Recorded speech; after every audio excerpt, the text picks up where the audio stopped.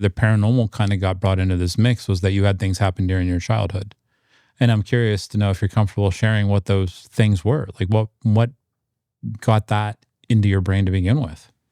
Yeah. So when we first moved to New Jersey down from Connecticut, I was about 4 years old. And it was a new build, the house that we moved into. Uh, and for as far back as I can remember from the time that we lived there, I started having experiences at night. And I guess in some ways you could say, you're about the age where you start having like really vivid dreams and stuff like that. But this was a little bit more beyond just having dreams and experiences. I started like actually hearing things sometimes in my house. I started. This sounds a little creepy. But I started becoming a sleepwalker.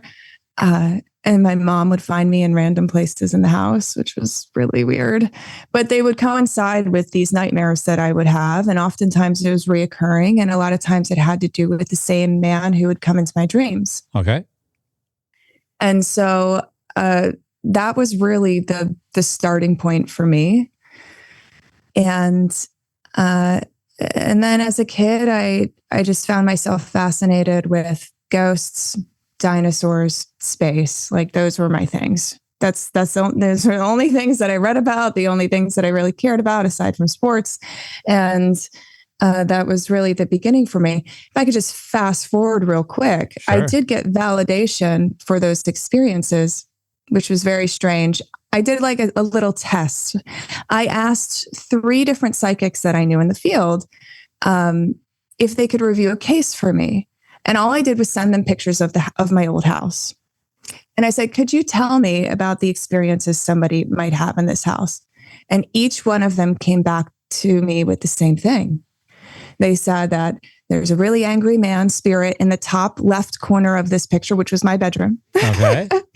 that sometimes portals would be created in this space. And this person a lot of times would experience like nightmares, and that's how they would be visited by these spirits that were in their space. And honestly, I was blown away because all of them pieced together a little bit of that. One of them called me out and said, this is your childhood home. But I don't know how they would have known that. They don't I think a lot of people don't know my original last name or anything like that. So, but I did get some validation for my childhood experiences, that it wasn't just me being a little kid, that there was actually something to it. So with the validation you got, one, not that you probably thought that you were, but I'm sure that helped you feel maybe a little less crazy about what happened to you as a kid.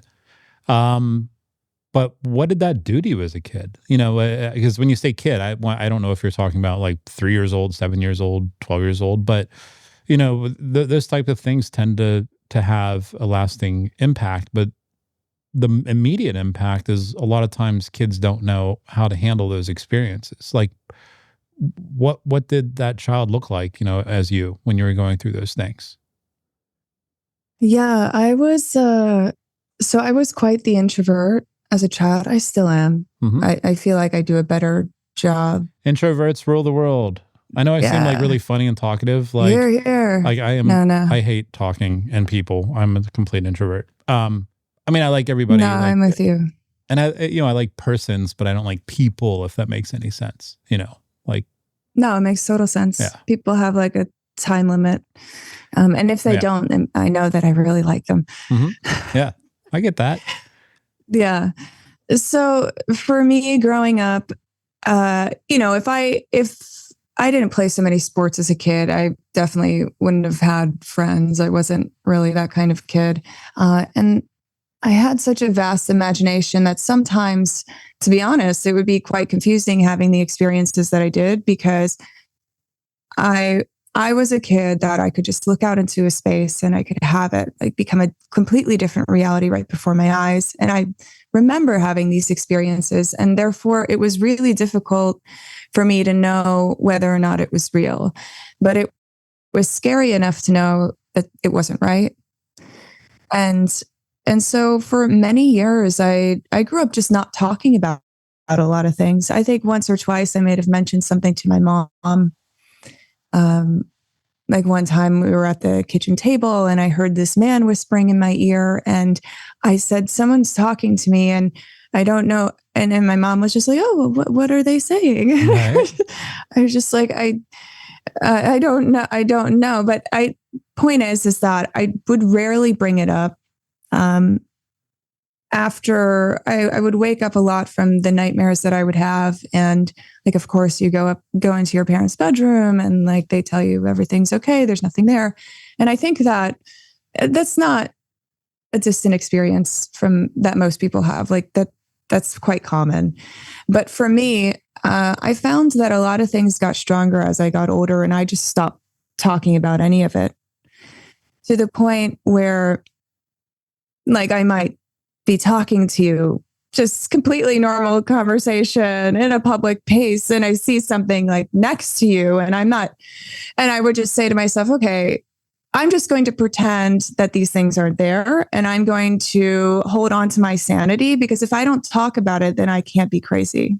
Well, didn't that kind of make you lonely? Like as a kid, almost like you didn't have anybody that could relate to what you were going through, or at least you didn't know of anybody you could relate to Yeah, absolutely. I mean, we think about back then, it's not like we had really ghost shows on the TV. or I internet. mean, yeah, or internet, or we would have Robert Stack after school, which I loved, but I would watch from the kitchen with the Right. living room over there. Right. But, uh, but yeah, there was no point of reference for what I was experiencing. It's not like I could hop online and Google, like, go onto Reddit and see other things that people were experiencing just like me. So yeah, it was absolutely a little lonely. But I did find validation for those experiences later when I started. But then we're talking about in my 20s now.